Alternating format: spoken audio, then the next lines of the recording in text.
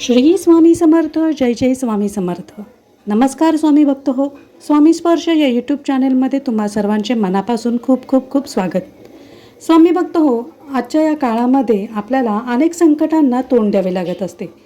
आपल्याला आपल्या कार्यामध्ये यश मिळत नाही किंवा आपल्या हातातोंडाशी आलेला घास आपल्या हातातून निघून जातो.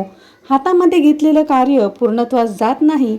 घरामध्ये वाद मतभेद असतात आणि ह्या सर्व समस्यांचे मेन कारण म्हणजे पितृदोष, ग्रहदोष किंवा आपल्याला ज्या काही नजरबाधा असतात ह्या सर्व समस्यांचे मूळ कारण आहेत.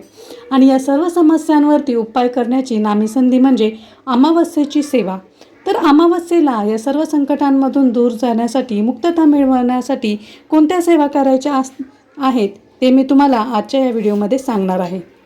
आपण सर्वांनी या सेवा अमावस्येला नक्की कराव्यात, जेणेकरून आपल्या आयुष्यातील जी काही संकटे असतील, जे काही समस्या असतील त्या दूर होण्यासाठी आपल्याला मदत होईल. ही सेवा फक्त एका अमावस्येला करून चालणार नाही आहे, तर आपल्याला प्रत्येक अमावस्येला ही सेवा करायची आहे. तेव्हा कुठे आपल्याला असणाऱ्या दोषांची, समस्यांची तीव्रता कमी होऊन हळूहळू त्या कमी होतील आणि त्यांच्यापासून आपल्याला मुक्ती मिळेल. चला तर पाहूयात आपल्याला अमावस्येच्या दिवशी कोणत्या कोणत्या सेवा करायच्या आहेत. सर्वप्रथम अमावस्येच्या दिवशी आपल्याला आपल्या संपूर्ण शरीराला पंचगव्य लावून गायत्री मंत्र किंवा मृत्युंजय मंत्र म्हणून आंघोळ करायची आहे. आंघोळ करताना आपल्याला एक गोष्ट लक्षात ठेवायची, ती म्हणजे पंचगव्य लावल्यानंतर आपल्याला अंगाला साबण लावायचा नाही आहे. जर तुमच्या आजूबाजूला नदी असेल तर त्या नदी तीरावर आंघोळ केली तर अतिशय उत्तम आहे.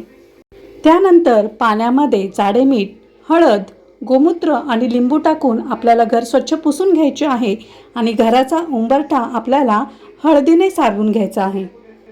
आपल्या घराच्या आजूबाजूला जेवढे काही देवदेवता असतील त्या सर्व देवी देवतांचा आपल्याला अमावस्येच्या दिवशी हार, नारळ आणि खडीसाखर ठेवून मानसन्मान करायचा आहे.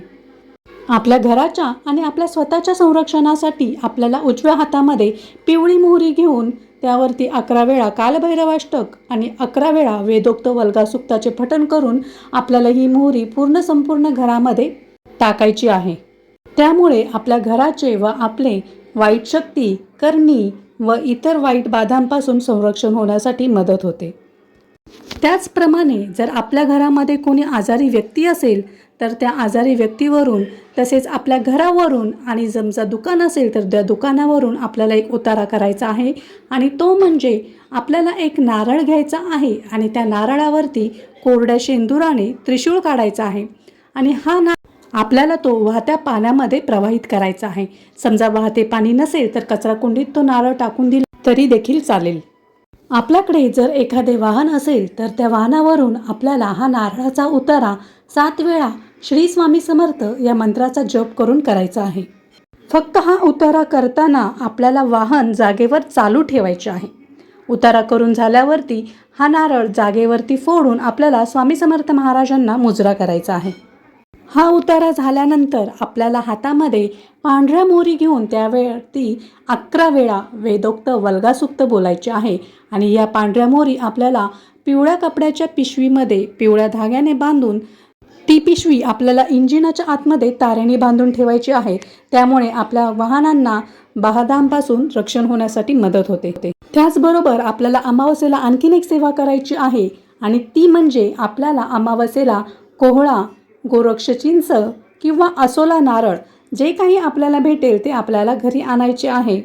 यापैकी जी कोणती गोष्ट तुम्हाला भेटेल त्या वस्तूवरती आपल्याला एक वेळ साबरी मंत्र, दत्त महाराजांचा बीज मंत्र, स्वामी समर्थ महाराजांचा मंत्र बोलायचा आहे.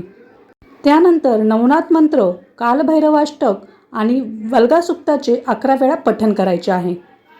या वस्तूंपैकी जी वस्तू तुम्हाला मिळाली असेल ती वस्तू आपल्याला संरक्षण पुडीसहित लाल कपड्यामध्ये बांधायची आहे आणि घर, दुकान किंवा ऑफिस याच्या बाहेर लावायची आहे.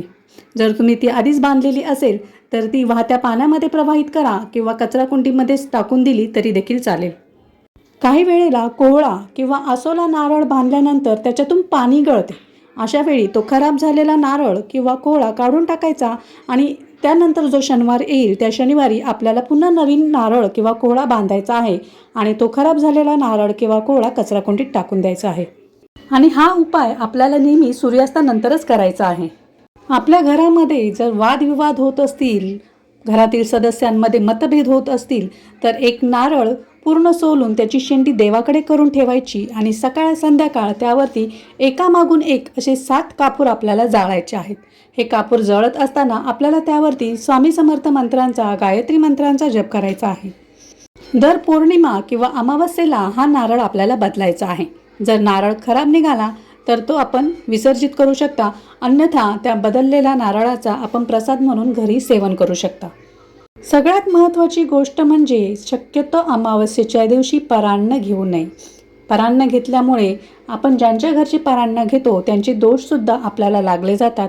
त्यामुळे अमावस्येच्या दिवशी आपण परान्न घेणे शक्यतो टाळावे. तर अशा पद्धतीने यापैकी तुम्हाला जमेल त्या सेवा करून तुम्ही आपल्या घराचे, स्वतःचे, आपल्या ऑफिसचे, कारखान्याचे वाईट नजर, बाधा यापासून संरक्षण करू शकता. हा माहितीपूर्ण व्हिडिओ जास्तीत जास्त लोकांपर्यंत शेअर करा. तोपर्यंत श्री स्वामी समर्थ. जय जय स्वामी समर्थ.